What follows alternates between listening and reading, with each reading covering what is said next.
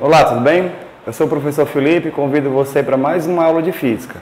Nesta aula veremos o volume 3, unidade 3, eletromagnetismo. Tema 2, campos magnéticos gerados por corrente elétrica. Peço que vocês acompanhem pelo slide para entender melhor o conteúdo da aula.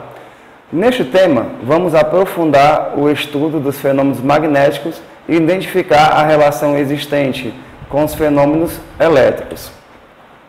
Peço que no slide vocês observem a imagem, tá? Essa imagem que eu coloquei inicial. Nós temos aí um guindaste, tá certo? Esse guindaste aí está num tipo de ferro velho, né?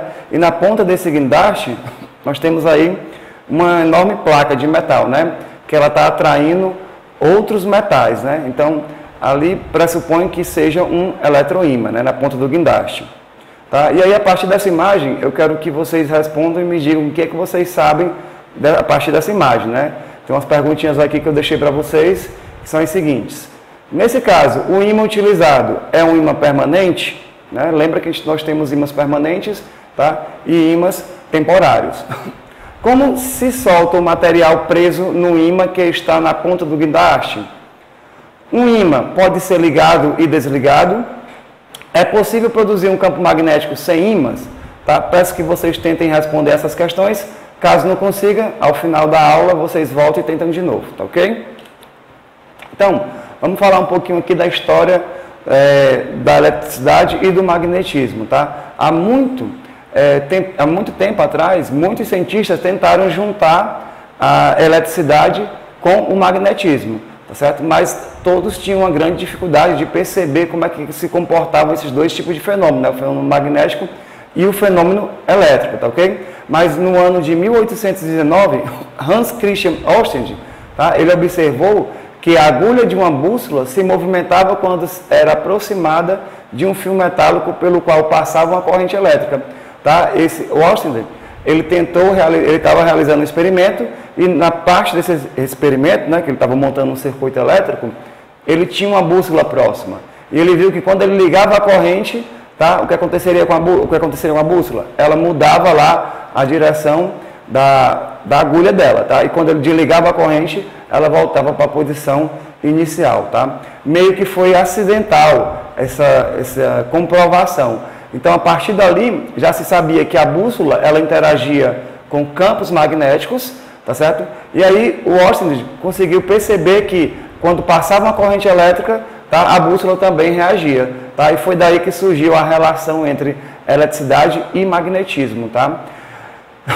Aí ele também notou ainda que, ao inverter o sentido da corrente elétrica, a bússola girava no contrário, tá? Então, a forma do campo magnético, ela se comportava dependendo aí do sentido da corrente, tá certo? Com esse experimento, foi comprovado que existe uma relação entre eletricidade e magnetismo, ou seja, carga elétrica em movimento produz uma coisa que nós chamamos de campo magnético, né? Em complemento a essa descoberta, o francês Ampère imaginou então que, se um fio que era percorrido por uma corrente era capaz de produzir um campo magnético que afetasse uma bússola, dois fios semelhantes também deveriam interagir magneticamente, né? Então aí Ampère começou a realizar uma série de eventos, né? Usando dois fios, tá? Retos e paralelos, tá? Aí o qual ele deixou próximo entre si, tá? E ele conseguiu observar que, quando os fios eram percorridos pela corrente no mesmo sentido, tá? Havia uma aproximação dos fios, tá? Os fios se aproximavam, tá certo? Como eu mostrei na imagem para vocês. E quando os fios eram percorridos por correntes, tá? Em sentidos diferentes, tá certo? Aí o que acontecia com os fios? Eles se repeliam, eles se afastavam um do outro, tá? Então, quando um fio condutor retilíneo é percorrido por uma corrente, tá, ele produz um campo magnético. Tá? Tanto Ampère quanto Ørsted conseguiram comprovar isso aí. Tá certo? E a intensidade desse campo magnético, tá, é diretamente proporcional à intensidade da corrente. Ou seja, quanto mais corrente eu tiver, tá, maior vai ser a capacidade, a intensidade do meu campo magnético, tá? E na ausência de corrente, claro que eu não vou ter o quê? Eu não vou ter campo magnético, tá certo? E também percebeu, tá, que esse campo era inversamente proporcional à distância do fio, ou seja, quanto mais se afastava do fio, tá, menor seria esse campo magnético, tá certo? Mais próximo do fio, maior o campo magnético, tá certo? Então, como a distância de um ponto qualquer em relação ao fio não depende da direção na qual o ponto se afasta dele, as linhas sujeitas à mesma intensidade do campo magnético correspondem a círculos no espaço cujo o centro é o fio. Então, você tem aqui o fio, tá, no centro, e aí você vai ter que as linhas de força do campo magnético, tá, elas vão ser circulares e ao redor do fio, tá certo? E aí, como eu já falei para vocês em outras aulas, tá, o campo magnético, ele é uma grandeza do tipo vetorial. Então, ele tem módulo, ele tem direção e ele tem sentido, tá? E agora eu vou demonstrar para vocês como é cada um desses pontos, tá ok? Bom, então o campo magnético gerado por um fio condutor, tá? Vamos fazer um esquema aqui, mais ou menos como é que funciona, tá? Então nós temos aqui o fio condutor. Nesse fio condutor está sendo percorrido aqui por uma corrente I, tá certo? De intensidade I, tanto faz o valor, tá? E quando essa corrente começa a passar por esse fio, tá? Vai surgir aqui ao redor o quê? Vai surgir um campo magnético, tá certo? E como eu disse para vocês, o campo magnético que vai surgir aqui, ó, ele vai ser, ó, circular, ele vai ser em torno desse fio, tá certo? E aí, à medida com que eu me afasto do fio, o campo magnético vai perdendo a sua intensidade, tá certo? Então aqui eu coloquei 3 linhas de força aqui, 3 linhas de campo, tá certo? Para vocês, para a gente entender melhor isso. Então, ó, eu coloquei aqui B1, B2, B3, né? Em cada fio desse eu vou ter um campo, que ele vai ser o mesmo, tá certo? Só que, à medida que eu vou me afastando do fio, ele vai ficando menor. Então, nós temos o seguinte, nós vamos ter aqui B1, tá? Ele vai ser maior do que B2, que vai ser maior do que B3, tá certo? À medida que eu vou me afastando do fio, o campo vai perdendo a sua intensidade, né? Vai perdendo o seu valor de intensidade. Por exemplo, se aqui em B1 ele tinha 40, né? Em B2 vai ser menor do que 40, pode ser 30, né? E em B1 pode ser 20, que é menor que todos, em B3, desculpa. E aí, como eu disse antes para vocês, o campo magnético, tá certo? Ele é uma grandeza vetorial. Então, por ele ser uma grandeza vetorial, ele tem módulo, direção e sentido, tá certo?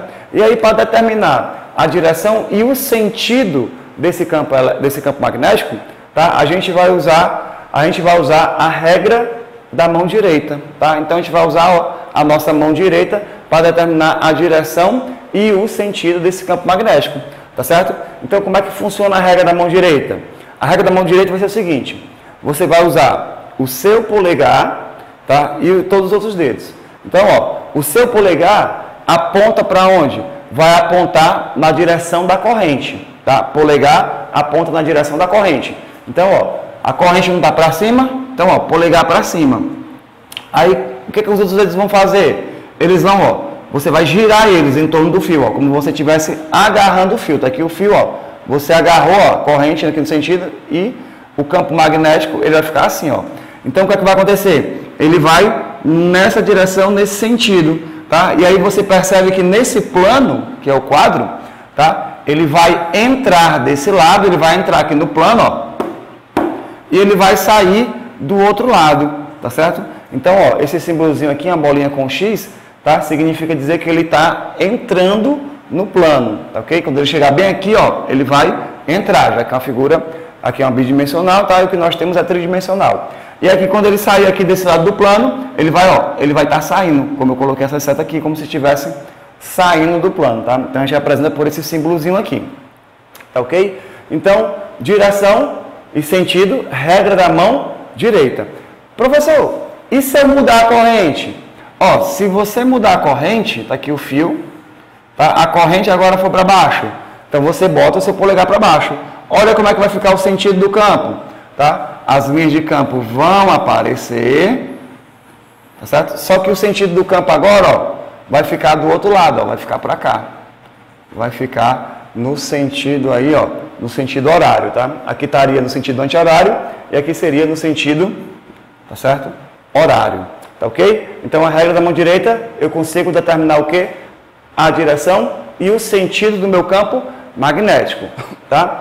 Mas aí, um vetor, ele tem três coisas: módulo, direção e sentido. E aí, professor, como é que eu vou determinar esse módulo?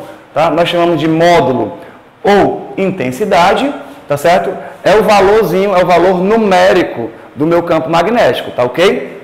E aí, ó, quando eu vou calcular esse valor numérico, tá, eu tiro aquela setinha, porque toda grandeza vetorial é representada por uma letra e uma setinha em cima, tá? Então, quando a gente for fazer o módulo ou a intensidade do teu campo magnético, tá, tu tira a setinha. E para calcular aí o campo magnético num fio condutor, olha o que a gente vai fazer. A gente vai usar aqui, ó, Mi. Esse Mi aqui, ele me dá a permeabilidade magnética, tá certo? Do meio. Dependendo do meio, ele tem valores diferentes. Aqui eu coloquei para vocês, ó, a permeabilidade magnética no vácuo, tá? Que é o Mi0, tá certo? Então, geralmente, a gente usa esse valorzinho aqui, ó, que ele vale 4π vezes 10 a menos 7 Tesla metro por ampere, tá certo? Então, essa aqui é uma constante. Se a gente for, por exemplo, para a água, essa constante vai acontecer o que com ela? Vai mudar, porque na água já tem um outro meio diferente, né? A interação do campo magnético com o meio já muda, tá certo? Se for num ambiente de óleo, muda de novo, tá certo? Então, no vácuo e no ar, basicamente, são os mesmos valores, tá? Em outros meios, se torna diferente. Aí eu disse para vocês também que a intensidade do campo magnético, ela dependia de quem? Da intensidade da corrente. Então, quanto maior a corrente, maior meu campo magnético. Então, são grandezas diretamente proporcionais, tá certo? E aí, ó, só que eu disse também que à medida que eu vou me afastando do fio, o que vai acontecer com o campo magnético? Ele vai diminuindo, tá? Então, aí nessa questão, nós temos que o campo magnético e a distância são inversamente proporcionais, tá? Então, o dz aqui é de distância. Professor, e esse 2π aí, de onde é que aparece? Aparece da geometria do problema, já que o meu campo magnético, ele vai ser de que forma? De circular, né? Vai ser uma forma circular. Então, para calcular aqui, todinho ele aqui, né? Para calcular o comprimento desse círculo, eu precisaria, tá, de 2π, né? Vezes o raio, né? O raio aqui seria a própria distância do ponto, tá ok? Isso é como se calcula o comprimento de um fio. Campo magnético em unidades do SI é dado em Tesla, tá certo? Distância em unidades do SI, do Sistema Internacional, é dado em metros, tá? E corrente em unidades do SI é dada em ampere, tá? A nossa constante é Tesla metro por ampere, tá ok? E aí, para melhor entender esse problema aqui da intensidade, tá certo? A gente vai fazer agora um exemplozinho aqui, tá? Então, tá aí no slide de vocês esse exemplo, tá? E aí, vamos ver aqui como é que ele funciona. Então, ele diz assim, ó: imagine um fio de transmissão na atmosfera terrestre. Opa, ele já deu o meio onde nós nos encontramos, né? É na atmosfera, tá? Percorrido por uma corrente de intensidade constante igual a 50 amperes, tá aqui a nossa corrente, né? Ela é constante e é de 50 amperes, tá certo? Determine a intensidade do campo magnético num ponto situado a 2 metros do fio. Então, a distância aqui, ó, seria 2 metros do fio. Então, para a gente calcular aí a intensidade do campo magnético, né, o nosso Bzinho, a gente vai usar qual fórmula? A gente vai usar o que B, ele é, ó, Mi, que é a constante, tá certo? Essa constante aqui, como ele citou, está na atmosfera, né? Na atmosfera nós temos aqui que o meio vai ser o ar, né? E o ar funciona também como se fosse no vácuo, tá? É o mesmo valor. Vezes a corrente dividido por quem? Por 2π vezes a distância, tá? Então, ó, intensidade do campo, tá? Aí eu vou colocar lá, ó, vou substituir aqui o Mi, tá certo? O Mi vai valer quanto? Vai valer 4π vezes 10 a menos 7, mais uma vez lembrando.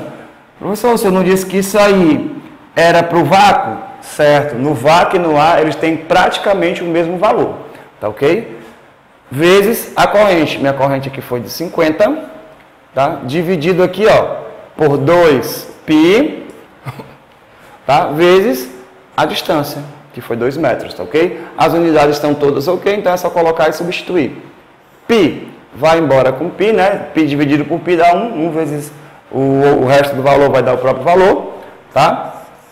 Aí nós temos aqui o seguinte, 2 vezes 2, né? 2 vezes 2 aqui, ó, vai dar 4. E nós temos 4 em cima. 4 dividido por 4 vai dar 1 também, né? Então ficou quanto?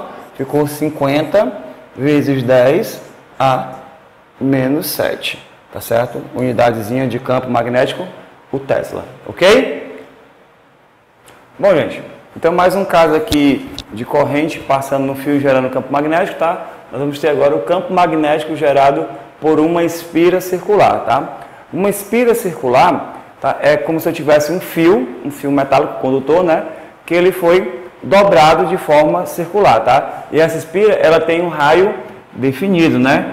Lembrando para vocês que raio, o que é um raio? O raio numa circunferência é a distância do centro, tá? Até uma de suas extremidades, tá ok? Então esse aqui é o raio da nossa espira, tá? E aí, ó, esse fio metálico aqui, ele vai ser percorrido por uma corrente, tá certo? A corrente vai percorrer ele aqui, ó. Nota que aqui ela sobe e desse lado aqui a corrente vai e desce, tá? É diferente do que eu tinha antes no fio retilíneo, tá? Porque no fio retilíneo lá, a corrente só ia num sentido. Então, o que acontece aí, professor? O que vai acontecer aqui é o seguinte, gente. Quando ela vai num sentido só, tá? Ela vai gerar polaridades, tá? Então, ó, desse lado aqui, usando a mão da regra direita, como é que vai ficar a linha de campo aqui desse lado? Quando ela estiver subindo, ó, seguindo a regra da mão direita, né? Polegar no sentido da corrente, e os dedos dão a direção e sentido do campo. Então, nós vamos ter bem aqui, ó, nós vamos ter que vai ter um campo magnético, na linha de força vão ser desse jeito aqui, ó, elas vão estar nessa direção, nesse sentido, tá? Ou seja, elas vão entrar no meio da espira e sair aqui, ó, fora dela, tá? Então, ela vai entrar aqui, ó, e sai aqui, tá? Desse lado. Do outro lado, quando ela estiver descendo, ó, a corrente está descendo, tá para baixo, aos dedos, ó. Então, ela vai gerar aqui as linhas de indução, tá? E aqui, ó, ela vai entrar desse lado e vai sair do lado de fora, tá? Só que o sentido agora, ó, vai ser esse aqui, ó. Vai ser no sentido aí diferente, né? Nós temos que desse lado eu vou ter um sentido anti-horário, tá? Que ela está entrando assim, tá? E desse lado aqui eu vou ter um sentido horário, tá? Quando acontece isso, o que é que eu vou gerar? Eu gero polaridades diferentes, tá ok? Desse lado que o sentido vai ser anti-horário, eu tenho que vai ser o nosso polo norte magnético, tá bom? E quando ela gira no sentido horário, eu vou ter o quê? O sul magnético, tá bom, gente? Então, ó, vendo de uma outra perspectiva, eu posso dizer assim, ó, toda vida que ela vai no sentido, tá, horário, eu vou ter o sul magnético, e toda vida que ela vai do norte, eu vou ter aliás, que ela vai no sentido anti-horário, eu vou ter o norte magnético, tá certo? Isso aqui olhando de frente, tá? De lado eu veria assim, de frente eu teria faces diferentes, tá ok? E nós também podemos calcular a intensidade do campo magnético nessa espira aí, tá? Gerado por isso aí. Vai ser um pouquinho diferente do que acontece no fio retilíneo, tá? Então, vamos lá. Aqui nós vamos ter que o campo magnético ainda vai ser representado pela letra B, tá certo? A unidadezinha de campo magnético continua a mesma, que é o Tesla, tá bom? Agora, aqui, o Mi continua sendo a mesma constante de permeabilidade do meio, tá certo? Em que ela vale o quê? Mi vale 4 π vezes 10 a menos 7 Tesla metro sobre ampere, tá certo? Aí, aqui, a corrente, ela continua sendo dada em ampere, tá certo? E aqui o raio, tá? O raiozinho, ó, da nossa circunferência, que é do meio até a extremidade, ele vai ser exatamente quanto? Ele vai ser, ó, a nossa distância, né, do meio até a ponta, vai ser dada em metros, tá bom? Então, para entender melhor esse conteúdo, vamos fazer aqui um exemplo? Então, se vocês acompanharem aí pelo slide, tá? Vai ter um exemplo assim que diz assim, ó. A espira circular mostrada na figura ao lado, que está mais ou menos desse jeito aqui, tá certo? É percorrida por uma corrente de 0,3 amperes. Então, está aqui a correntezinha de 0,3 amperes, tá? Aí ele faz 3 perguntas. A primeira pergunta é o seguinte: qual é a intensidade do campo magnético no centro da espira, nesse centro aqui, tá? Como é que vai ficar o campo magnético lá, tá bom? A face mostrada, a face que nós estamos vendo aqui, ela corresponde ao polo norte ou ao polo sul magnético, tá bom? Então ele quer saber a polaridade no item B. E no item C, ele diz: se pegar um pedaço de ferro for colocado, tá, nas proximidades dessa espira, ele sofrerá a ação de uma força de atração ou de repulsão magnética. Tá? Então vamos lá tentar responder? Bom, vamos começar com o item A. O item A, ele quer a intensidade do campo magnético aí, ó, numa distância de 0,5 metros, tá bom? Então, nós vamos botar aqui a fórmula, que é B igual a μ, que é a constante de permeabilidade, vezes o I, tá? 2R, tá certo? Então, nós temos o seguinte, que B vai ser igual, quanto é que vale μ? μ vale 4π vezes 10 a menos 7, tá? Vezes a corrente vale 0,3, dividido, tá certo? Por quem? Por 2 vezes o raio. Quem é o raio? É 0,5. Tá ok? Então aqui vai simplificar isso aqui, esses cálculos. Então vai ser o B, ó. Primeira coisa que eu vou fazer aqui vai ser o seguinte. Eu vou dividir o 4 por 2. 4 dividido por 2, sobrou 2, tá? Vezes 0,3 vezes 10 a menos 7. Dividido aqui todo mundo, ó, como eu cortei o 2 foi embora, ficou só o 0,5. Agora, eu vou multiplicar 2 vezes 0,3, tá? Que vai ficar 0,6 vezes 10 a menos 7, dividido por 0,5. Gente, quando a gente divide por 0,5, é a mesma coisa que está multiplicando por 2, tá certo? Então, eu estaria multiplicando 0,6 por 2. Então, meu campo magnético... Opa, esqueci aqui o π, né? Não podemos esquecer do π. Meu campo magnético vai ser quanto? Vai ser 2 vezes 0,6, que é quanto? É 1,2 π vezes 10 a menos 7 Tesla. Olha, você pode deixar o π ou pode transformar o π em 3,14, tá? Aí é seu critério. Se a questão tiver item com π, você deixa na função de π. Se não tiver, você transforma o π em 3,14 e multiplica aqui por 1,2, que vai dar o resultado lá exato. Tá ok? Então aqui nós temos o item B. O item B, ele pede a polaridade. Gente, se eu observar, a corrente está indo, ó, nesse sentido aqui, tá? Nesse sentido aqui. Esse sentido aí é o sentido de que sentido? É o sentido, tá? Que vai ser o meu anti-horário, tá? Sentido anti-horário, tá? Voltando, tá certo? Então, no sentido anti-horário, essa facezinha aqui, ela vai ser quem? O polo norte, tá? Ela vai ser o norte. E no item C, ele pergunta, se eu pegar um pedacinho de ferro e colocar aqui, vai atrair ou vai repelir esse pedacinho de ferro? Gente, como o material é ferro magnético, tá? Um ímã normal, ele atrairia, tanto faz pelo polo norte ou pelo polo sul. Aqui a nossa espira também tanto faz, tá? Tanto faz se é norte ou sul, tá? Sempre vai rolar o quê? Sempre vai ter uma atração. Então o item C, ó, vai ser atração. Tá ok, meus queridos? Então vamos lá para mais um caso de campo magnético percorrido por uma corrente? Bom, gente, então agora nós vamos falar sobre o campo elétrico gerado por um solenoide, tá bom? Esse campo elétrico gerado por um solenoide é muito usado em placas, tá? De computadores, em placas de TV, tá? Em vários eletrônicos, tá bom? Então nós chamamos de solenoide ou de bobina, tá certo? Um fio condutor longo, tá? E enrolado em espiral, tá? Várias espirais lá enroladinhas, tá? De forma que pareça um tubo formado por N espiras. Lembra da espira que eu falei mais cedo? A espira é aquele fiozinho enrolado, tá? Então é como se eu tivesse vários fiozinhos enrolados, só que um próximo do outro, tá? E aí eu ia fazer uma coisa mais longa, tá certo? E igualmente espaçada. Então, ó, nós temos aqui mais ou menos como é que seria um solenoide, tá certo? Essa parte azul aqui seria as nossas espiras enroladas, tá certo? E o que é interessante no solenoide, que quando percorrido por uma corrente, tá certo? Ele vai gerar, ó, dentro dele um campo magnético, tá certo? E esse campo magnético, ele vai ter uma intensidade que ele é como se ele somasse cada campo magnético em cada espira, tá bom?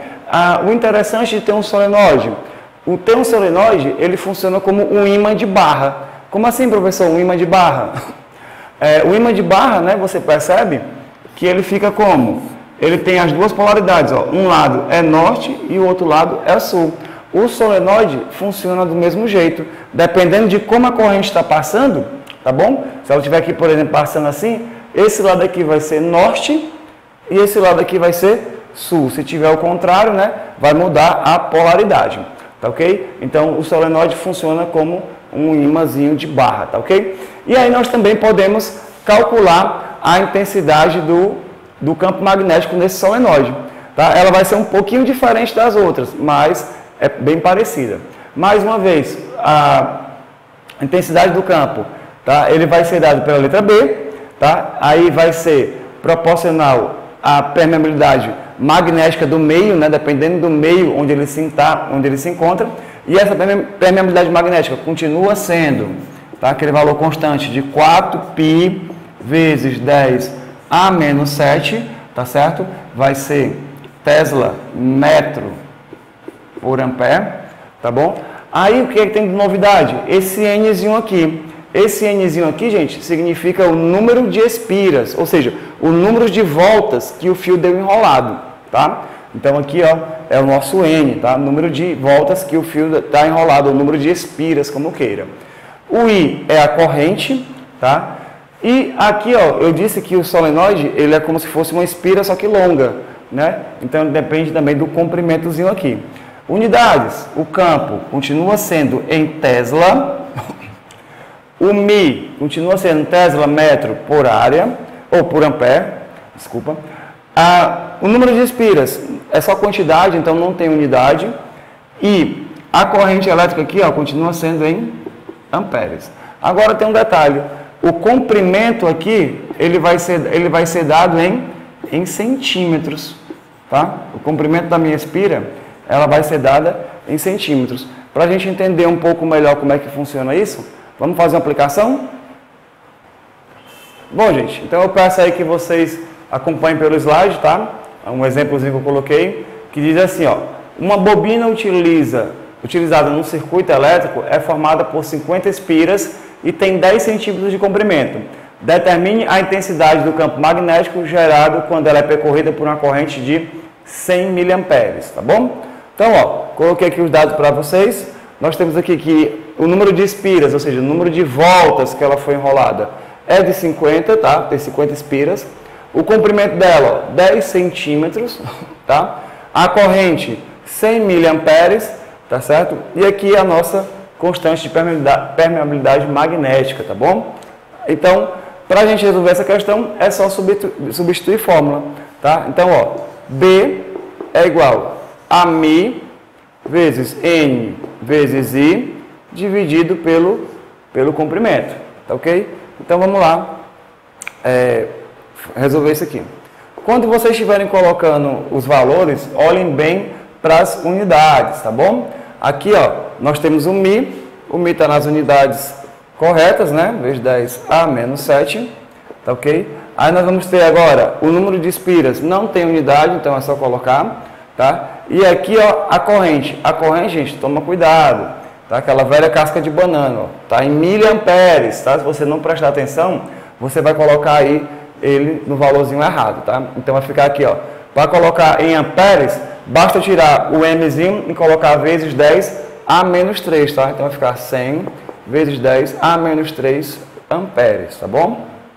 Então, 100 vezes 10 a menos 3, tá ok? Todo mundo aqui, ó, dividido pelo comprimento, tá ok? O comprimento aqui está em centímetros, tá? E nós temos aqui que que a nossa unidade está em metros, então a gente vai transformar também ele aqui. Tá ok? Está 10 centímetros para metros, é só voltar duas casas da vírgula, então fica 0,1 metros, tá? Então a gente divide aqui, ó, por 0,1.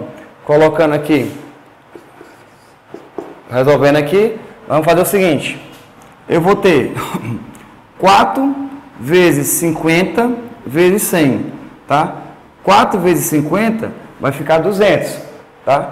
Vezes 100 é só acrescentar mais 2 zeros, né? Vai ficar 20 mil, tá ok? Aí as bases 10 eu vou repetir, 10 a menos 7, vezes 10 a menos 3, e esse de baixo eu vou transformar ele também numa base 10, numa potência de base 10, tá? Ele vai ficar, ó, 10 a menos 1, tá ok? Porque vai ficar mais fácil nós trabalharmos com as propriedades da potência. Então vai ficar assim, ó, 20 mil, opa, esquecendo aqui o pi, né? 20 mil pi, eu não mexi no pi. Então fica 20 mil pi, tá? Agora, ó, multiplicação de potência de mesma base, o que eu faço? Eu repito a base e somo os expoentes. Como tem mesmo sinal, é só repetir o sinal e somar eles mesmos, tá bom? E aqui, ó, dividido ainda por 10 a menos 1. Agora, o que eu vou ter aqui? Eu vou ter uma divisão de potências de mesma base. O que é que eu vou fazer, gente? Eu vou repetir a base e subtrair os expoentes. Só que vai ser, ó, o de cima, menos 10, né? Menos o de baixo, que é menos 1. Então, fica, ó, menos 10, menos vezes menos, fica mais 1, né? Sinais diferentes, o que a gente faz? A gente dá o sinal do maior e subtrai. Então, fica 10 a menos 9. Bom, para não ficar tão deselegante assim, né, a gente vai colocar em notação científica, tá bom? Cada vez que eu ando para a esquerda, tá, eu adiciono mais uma aqui. Então, para colocar isso aqui em notação científica, eu vou andar, ó, uma casa, 2 casas, 3 casas, 4 casas. Então, eu vou somar mais 4, né? Então, vai ficar assim, ó, 2π vezes, aí aqui vai ficar 10, aí aqui, ó, vou somar mais 4 aqui em cima. Somando mais 4, menos 9 mais 4 fica quanto? Menos 5, tá? Então, aqui fica 2π vezes 10 a menos 5 Tesla. Beleza? Vamos lá para a nossa última parte da nossa aula. Bom, gente, então continuando aqui, né, vamos falar um pouquinho agora sobre eletroímãs, tá bom? Já que nós estamos aproveitando para falar sobre a corrente passando no condutor e gerando um campo magnético, tá certo? Nós vamos ter aí ímãs, tá? Que eles não são permanentes, tá? E ele vai funcionar só quando estiver passando a corrente elétrica. Quando não tiver, ele deixa de ser ímã, tá certo? Então, um eletroímã é um dispositivo que utiliza um fio condutor enrolado ao redor de um núcleo de ferro, um aço, né? Como um solenoide preenchido por um material ferroso. Então, um eletroímã é como se eu tivesse, tá, um fio que eu vou enrolar, por exemplo, num prego, tá certo? Eu peguei um pregozinho aqui, ó, enrolei no fio, tá? O fio todo enrolado vai ser como se fosse um solenoide, tá? E o prego seria o núcleo de ferro, tá ok? E aí o outro lado lá dos fios eu vou emendar numa pilha e eu gerei um eletroímã caseiro, tá certo? Ele utiliza corrente elétrica para gerar um campo magnético semelhante àqueles encontrados em ímãs naturais, tá? Porém, muito mais potente, tá certo? Então, os guindastes aí de ferro velho, quando quer levantar uma grande quantidade de metal, eles não vão usar um imãzinho permanente natural, tá? Eles vão usar o quê? Um eletroímã, porque tem um poder bem maior, tá certo? São muito utilizados em motores, campainhas, computadores, ferro velho, na indústria e portos para separar e carregar materiais ferrosos, tá bom? Então, gente, eu encerro por aqui a aula de hoje, espero que vocês tenham compreendido, tá? E até a próxima.